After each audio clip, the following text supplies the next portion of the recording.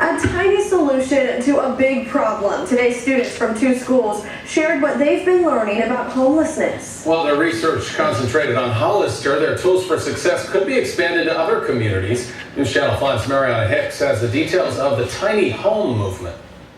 Before this whole entire project started, I just knew kind of like the basics, that they did not really have a home, that they may have lost their job. Fernandez and her classmates at the Hollister Dual Language Academy have spent the last 4 months studying homelessness. On Thursday, the students and their counterparts at Sunnyvale's Helios School presented research that they say shows it's an issue that needs to be addressed now. The answer to homelessness may be found in this 8x20 tiny home. Here we have our kitchen area.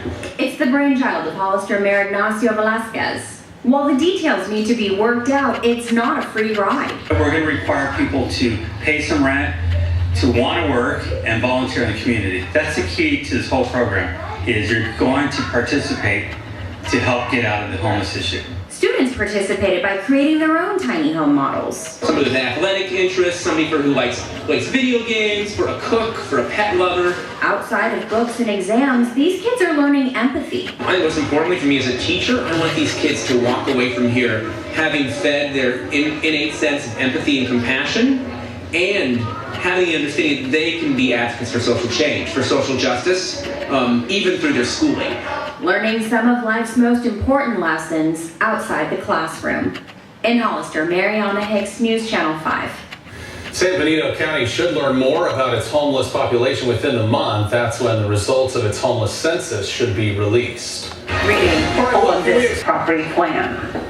In Hollister, a unique new plan unveiled today to house the homeless in that city and help get them back on their feet. We get the story from Action News reporter Felix Cortez, live in Salinas. Well, Aaron, the mayor unveiled his plans today. Tiny one-bedroom homes that would be built, all in an effort to give the homeless a chance to rebuild their lives. This is the mayor's small solution to a big problem, a tiny home, or micro home as they're called, and the mayor wants to build a village of them to house the city's homeless. It's a starting point. You have to start somewhere. If you can give them a place to sleep and be safe at night, you can wake them up and hopefully start getting them to work. The tiny one-bedroom units would be transitional housing, providing the homeless temporary housing so they can get off the street and back on their feet. Jennifer Coulter, who's been homeless for 5 years because she can't afford rent, thinks the mayor's on the right track. If we don't have something like this, I think it really brings us more. I mean, it's a whole change, it's a whole different world.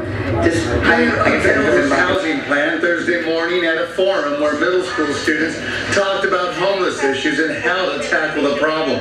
The kids did their own survey and determined roughly 200 homeless people could benefit from housing. The goal is you move in and you regain privacy and dignity, but you also regain money, and then with that you can actually move back into society permanently and not go back to homelessness. I think this is going to help them get a new start and be able to feel safe. If I was homeless and I had that opportunity, I would feel really safe and comfortable, and I would feel stable to have a new start in life.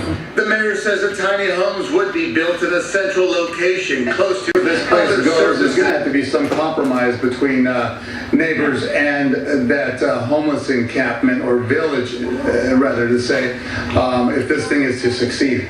Yeah, and awesome kids, by the way, Felix. The most articulate young people we've heard from a long time. Thank you, Felix. The mayor said today that under his plan, no public funds would be used to build any of these tiny